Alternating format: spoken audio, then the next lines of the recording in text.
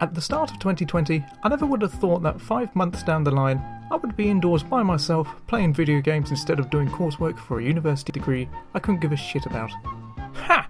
I lie! Of course I knew that. I just didn't expect a global pandemic, an economic crash, the loss of millions of jobs worldwide, and an event that will ultimately change the world as we know it, damaging society for years to come. But, on the bright side, at least Greg's will be reopening soon.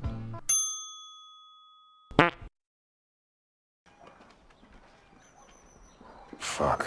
Well, in the meantime, instead of wasting away at home like some sort of dirty, filthy, mindless consumer, let's play some video games and upload it to YouTube in an attempt to come across as a productive individual who knows what they're doing with their life. One game I've been playing a lot of recently is OpenTTD, a free game that you can download from the internet and jump into pretty quickly. So let's get to it. I'm going to start off by naming my company, something interesting, professional that gets the point across easily. How about, long distance shipping co. There we go. Long Distance Shipping Co., owned and managed by the CEO, Dick P. Wiener. I named them this as a British person's sense of humour stops developing when they say the word Willy for the first time. Look at our guy. Look at this radiant, glowing face. The guy approaches you looking like this and he introduces himself as Dick P. Wiener. You try telling me you wouldn't trust him right there and then. Now that we've sorted that out, we're going to put down a bus station in the town of Wandinghattan. With a population of about 3,400, this should bring us in a nice starting income for now. Our first competitor, Mavis Chutney, is already setting up shop, so we best get started before she takes over the place. But Nathan, we can clearly see you're putting down a train station, I hear you say. To which I say, yes, you're right, because bus stations make piddly piss poor money, and I lied to you. Instead, I'm going to get a train to run between Wandinghattan and Chintinghattan, two very creative town names, to make us much more money than all the buses in the world can make in a lifetime combined. I'll give Chintinghattan an extra platform, as I get the feeling the neighbouring farm will come in handy later on. I'll get myself a nice little manly moral with a few carriages and mail cars, which will bring in a nice little income along with it. I'll give it a name, and then I'll group it into the train list so that it will be all nice and tidy to read later on. I suggest you do this as you go along, folks. You don't want to do this hours into the game when you've got dozens of things to sort out. Oh yeah, I'm called Nathan. Probably should have mentioned that at the start of the video, but hey ho, better late than never. Only once I've got the train running between the two towns will I get the buses running. This will help to keep the competition out of the towns, which will also keep our customers loyal, our wallets full, and make the local authorities happy.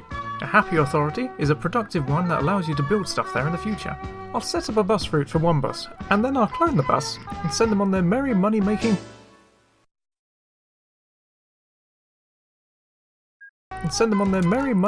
way. I'll do the same for the mail trucks, and then repeat the process in Chintinghattan. I'll give you all a tip. Remember to tell your vehicles to return to the depot when they need to. I've played the multiplayer with some friends, and I noticed they never send their vehicles for maintenance, leaving them to get all old and broken down. Of course I don't tell them this, as I want to win. Speaking of winning, two more competitors have been founded, Auburn Engineering and Foxes. If I want to stay ahead, I best move on to a new project. Mr. Kirk, what do you see from up there? I don't see anything. Go to full magnification. Ooh. Nice. A factory for our farm back at Chintinghattan. I'll take out a loan of £300,000 and get a line running between the two. And would you look at that? It's pretty much a straight line all the way here. Perfection. Plop down a station here, and I'll get myself a train running grain and livestock down from the farm, and then running back to Chintinghattan with all the goods made. Two birds with one stone, pip and dandy. I've also noticed a small forest near the rail, so I'll get another station built, and I will send the wood to a nearby lumber mill. I'll add an extra platform to Slungington Woods, as well as a bypass so that we don't get any blockages. Then, one more train from Aberdeenbury Heights, and that factory is going to be pumping out goods like the oil industry is currently pumping out, well, oil. At this point, I feel looking back at the footage, I realise I forgot to send the excess goods elsewhere. So for now, Slungington Woods is going to have a few hundred spare crates sitting around doing nothing. Oh well, one for the next video I guess. At this point, I feel that long distance shipping isn't making enough money. So I'm going to build an airport in Wandinghattan and the nearby town of Prenfingley Market. In order to do that though, I need to level out some land on the edge of town, and hopefully they won't hate me for it.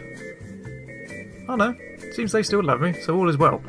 I'll plop down an airport here and here, and I'll get a plane flying between the two, along with another bus service in Prenfingley. Eyes over Wandinghattan should do nicely. And before we leave Prenfingley, I'll make our route between the local coal mine and the nearby power plant to squeeze out the pennies. Besides, caring about the environment only kicked off about 10 years ago at this point in the game. so I might as well use the coal while nobody's taking the hippies seriously. I'll clone this truck and... I'll clone this coal truck and move on to Platston and Paddingbury, which will be the site of another airport. Looking at the income chart, I feel as if the competition may be catching up, so another plane or three should tip the odds in my favour a bit. We've got ourselves another 2 cities full of potential customers that will make us lots of money. Speaking of which, long distance shipping is now worth 200k, and it only took us 3 years. Not half bad if I say so myself. I gotta pump those numbers up. Those are rookie numbers in this racket. I'll get another plane or 2 in the air, along with a brand new airport in the town of Fort Winningville. And you know the plan by now, another bus route to keep the competitors Hold up. You weren't there a second ago. When did you... Well, I best hurry up and show these posers what for. I'm getting a little bored of towns at the moment, so I think I'll try fueling the local industries again. I found myself another coal mine not too far from Prenfingley Power Station, and with another rail network we'll be making a lot more dosh. The coal mine is only down the river from... River? Coal?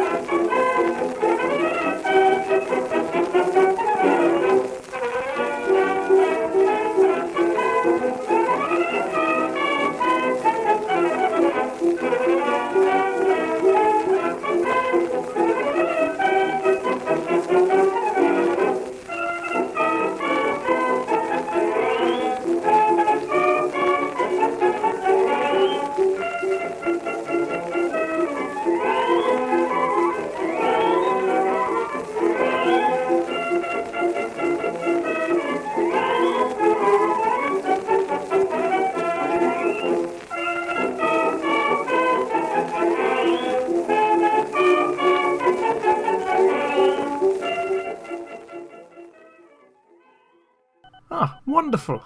James Brindley would be proud. While the Vigilance is busy doing its thing, I found a steel mill outside of a town called Fenwell, with 3 ore deposits nearby. All I have to do is to get the ore there before the other companies do, and I'll be miles ahead of them. 1 rail network later, and I think we're in the money, boys. We do seem to be in Fox's territory at the moment, as he's already got a train heading for Fenwell Factory, but I'm sure he won't mind. At some point I'll get the factory goods sent somewhere, but I'll leave it for now. Before we finish off, I think I'll build another airport in the city of Gonham just to get a bit more income, and then we'll be wrapping things up for this episode. We've made ourselves quite a lot of money in our first 7.5 years, much more than the folks at Fox's, Bourbon and Chutneys, so I don't think we'll have to worry about them for a while. We can also afford to pay off our £300,000 loan in total, so all in all, good job I suppose.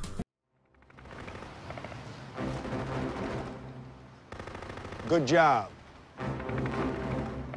So, if you enjoyed this video, feel free to like, subscribe and, well, you get the idea. Or don't, it's a free country. Anyway, stay safe, and remember... Please everyone, remain indoors.